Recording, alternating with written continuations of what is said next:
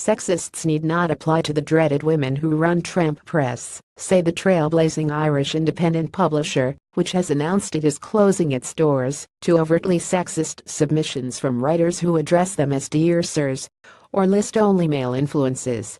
The small press announced the change to its submission guidelines on social media. "We at Tramp experience sexism in lots of ways all the time, being dreaded women," wrote Sarah Daviskoff and Lisa Cohen. "One really annoying way we experience it is when authors send us their manuscripts and do one or both of the following: 1. Addressing us as "Dear Sirs," and 2.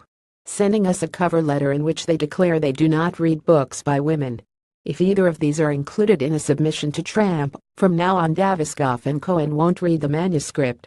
"This is a big deal for us. We've always kept the slush pile open lest we let any truly exciting piece of work pass us by," they wrote. But it turns out that, while overtly sexist authors send us a lot of work a lot, they have never sent us anything we've wanted to publish. Not in over 4 years at Tramp, nor in our past publishing lives. But more importantly, people have to stop thinking there are no consequences to being sexist. So as of today, sexists need not apply. Tramp, which publishes authors including Mike McCormack, whose Solar Bones was longlisted for the Booker, and Sarah Baum, whose A Line Made by Walking has just been shortlisted for the Goldsmiths Prize, was set up in 2014. According to Daviskoff, it receives 3 or 4 submissions a day and has been sent well over 2,000 since it launched.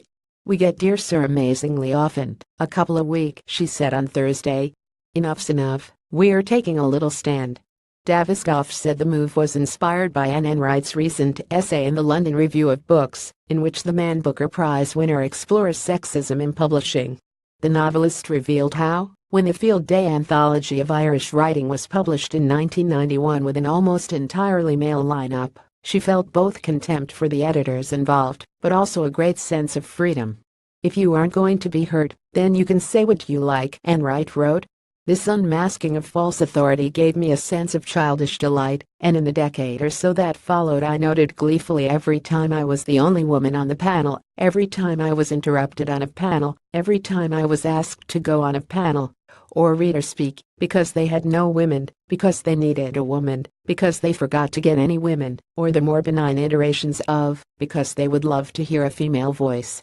Enright concludes by noting a new awareness, one that is fed by social media, acknowledged in print, supported by publishers and encouraged by festival curators, and by expressing her hope that men and women will finally sit side by side. "There is plenty of room." Daviskoff admitted Tramp Press has been criticized by those who disagree with its stance, but she said she was undeterred. "As soon as you put your head above the parapet, you get in these people's sights," she said. "Let them edit. I'm not too bothered." She remains convinced it is the right move.